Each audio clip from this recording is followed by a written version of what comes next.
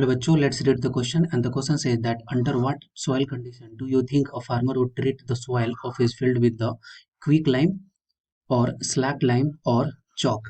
Okay, discuss करते हैं। तो इसमें क्वेश्चन में सबसे पहले की कॉन्सेप्ट क्या हो जाएगा? क्वेश्चन में की कॉन्सेप्ट हो जाएगा पीएच वैल्यू। ठीक है, पीएच स्केल या फिर pH value, pH scale. Okay, discuss करते हैं।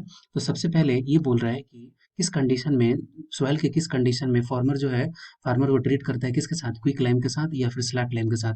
तो हमें पता है कि जैसे आप मान लो कि कोई भी फार्मर का कोई लैंड है, ठीक है, तो लैंड जो रहता है सबसे बेस्ट ग्रो किस कंडीशन में करता है? बेस्ट ग्रो जब पीएच वैल्यू किसके अराउंड में हो, पीएच वैल्यू अप्रोक्सीमेटली कितना हो, ये हो लगभग 7 के इक्वल। ठीक है, लेकिन क्या होता है कि जैसे कि इसमें मतलब कि वो लैंड है उसमें बहुत सारे रिएक्शंस होते हैं, इसकी वजह से उसका पीएच वैल्यू जो है, पीएच वैल्यू वो लोअर हो जाता है, लोअर देन 7। और अगर लोअर देन 7 हो गया, इसका मतलब कि जो वो लैंड है वो किस नेचर का हो गया? वो हो गया एसिडिक नेचर का। ठीक है, एसिडिक नेचर का।